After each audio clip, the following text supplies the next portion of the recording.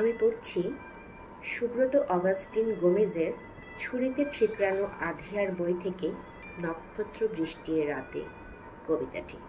তোমার নাম করে কত যে তারা আমাকে দেখানো হয়েছে, 7 জনম 700 জনম ধরে, এত বারে বারে যে আকাশের অসীমতায় আমি বিশ্বাস হারিয়েছি। নক্ষত্রের অসংখ্যতায় আমি চাঁদ মুখে কুমিরের ছানা গুনে গেছি।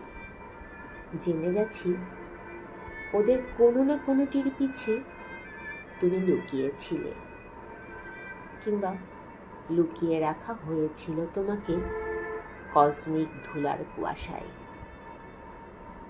হয়তো তুমি একাধারে ছিলে ক্রীড়ক আর কিরণক, হয়তো আমাকেই খুঁজছিলে সহস্রারের এক একটা পাপড়ি সরিয়ে। তোমার ঘুমের মতো অস্থির আর কবুতর আঙুলে আঙুলে, মোমের ভিতর দিয়ে চড়িয়ে আসা দুর্বোধ্য জ্যোৎস্নার মতো, যে আলো তমপহ নয়, যে আলো কেবল ঈশ্বরের কালো রক্তে গুলে গিয়ে তাকে অর্ধ সত্যের মতো ধূসর করে আনে। না, আমি বশিষ্ঠ নই, তোমাতে আমার কোনো এখতিয়ার, কোনো ছাদনাতলা গাঁটছড়া নাই। আমাদের অপেক্ষা এক অরুক্ষ রেকাবি আকস্মিকতার।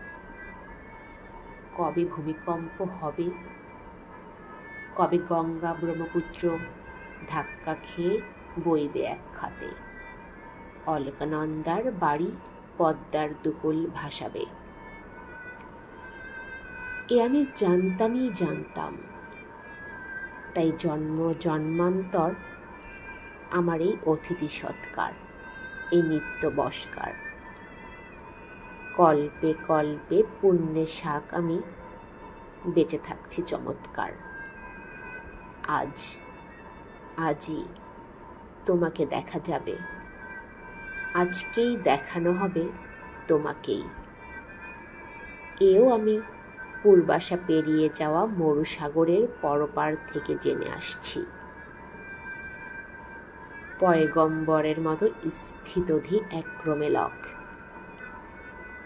আমি জানি আজ তুমি আসবে, তুমি। আর আমি জানি আমি তোমাকে দেখতে পাবো না, কেননা আমার আগামীকাল নাই।